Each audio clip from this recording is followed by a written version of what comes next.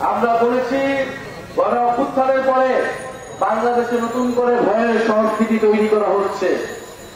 বাংলাদেশে আমরা বলেছিলাম একটি গণতান্ত্রিকভাবে সম্প্রীতি এবং সংহতির বাংলাদেশ গড়ে তুলব। যদি আপনার মত প্রকাশের অধিকার থাকে, আপনার মতের বিরুদ্ধে গেলেও আপনি সেটা গণতান্ত্রিকভাবে প্রকাশ করবেন। কিন্তু আমরা আজকে দেখছি অগণতান্ত্রিকভাবে একটা রাজনৈতিক দলের কর্মসূচিতে বাধা প্রদানের চেষ্টা করা হচ্ছে।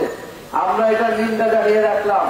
আমরা জানি জনগণ যে অগণতন্ত্রের বিরুদ্ধে, যে স্বৈরতন্ত্রের বিরুদ্ধে এবং মত প্রকাশের স্বাধীনতার পক্ষে গণ অভ্যুত্থানে করে নেমেছিল, ইনশাল্লাহ সামনের দিনেও যদি ভয়ের সংস্কৃতি কেউ তৈরি করতে চায়, জনগণ আবারও রাজপথে নামবে। সর্বোপরি আমরা বলতে চাই, বান্দরবনে আমরা কোন জাতি পরিচয়ের ভিত্তিতে নিপীড়ন কিংবা বিভাজন মেনে দেব না।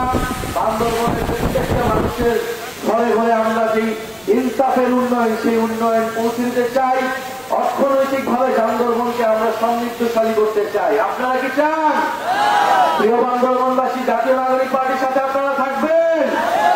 নতুন সংবিধানের জন্য থাকবেন? বিচার সংস্কারের জন্য থাকবেন? ইনশাল্লাহ আপনারা থাকবেন। আমাদের আগামী দিনে সংসদে আমরা চাবো বান্দরবনের সকল জনগোষ্ঠীর প্রতিনিধিত্ব নিশ্চিত হবে, উচ্চ কক্ষ এবং নিম্ন কক্ষে উভয় কক্ষে নিশ্চিত হবে। ইনকিলাব, ইনকিলাব।